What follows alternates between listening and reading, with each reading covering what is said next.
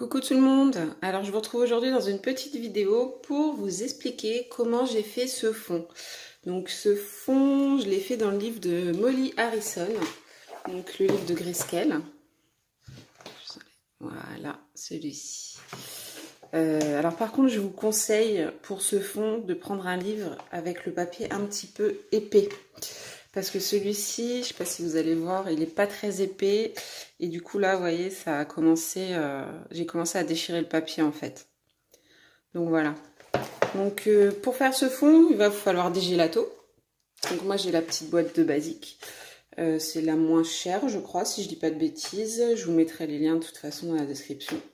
Il va vous falloir un vieux CD, une éponge, de l'eau.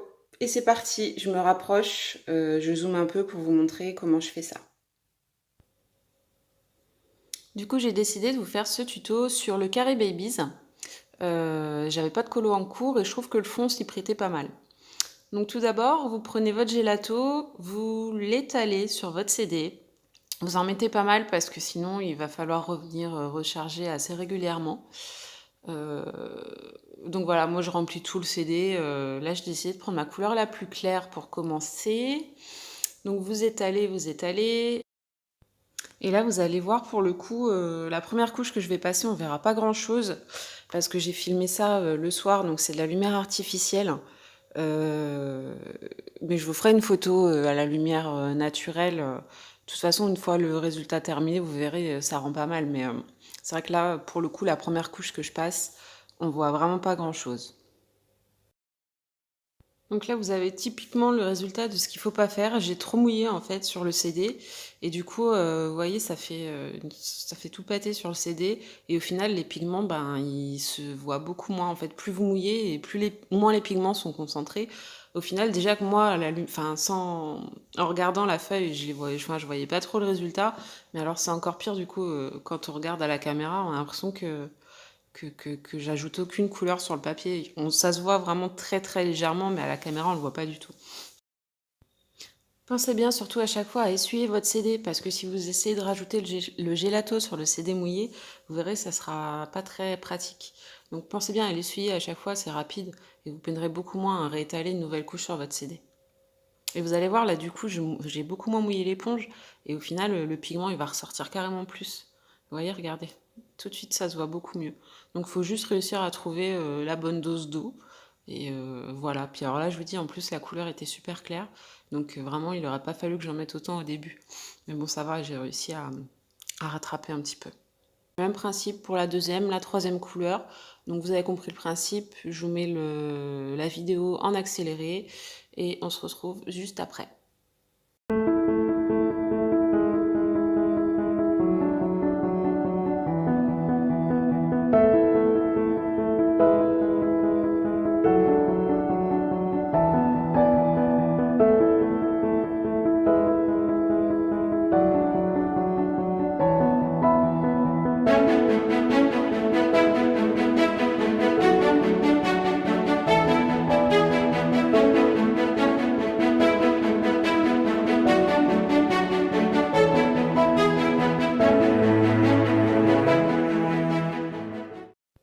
Donc à ce moment-là, j'ai décidé de rajouter du rouge pour donner un peu plus de peps au fond et combler un peu les parties blanches. Parce que du coup, je le trouvais trop pâle. Donc je trouve qu'avec le rouge, ça donne une petite touche de peps en plus.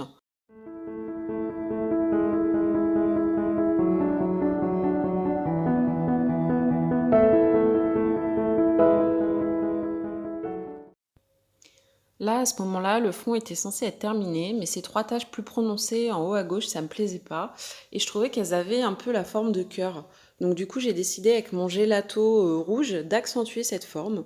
Donc j'ai tout simplement fait les contours, rempli l'intérieur au gelato et je suis venue l'estomper avec un coton-tige imbibé d'essence sans odeur.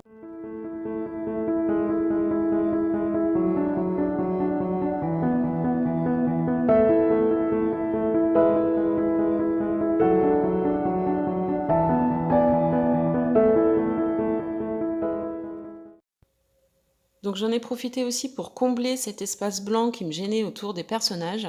Du coup, je suis venue rétaler un peu de gelato le plus clair, le premier que j'ai utilisé sur mon CD, que je suis venue mouiller un petit peu et j'ai prélevé ensuite le pigment avec un pinceau pour l'appliquer.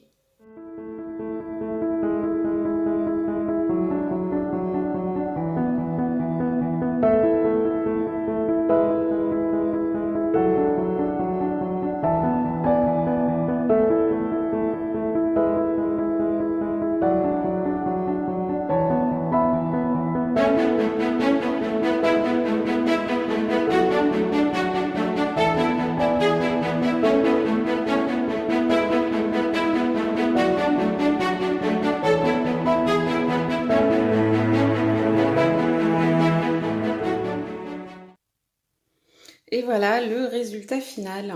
Je vais vous rapprocher. Voilà ce que ça donne. Donc vous voyez, ça gondole un petit peu, mais bon, une nuit à plat sous un poids, et puis ça ira mieux. Voilà, entre-temps, du coup, j'ai rajouté des petites ficelles au cœur pour faire comme si c'était des petits ballons.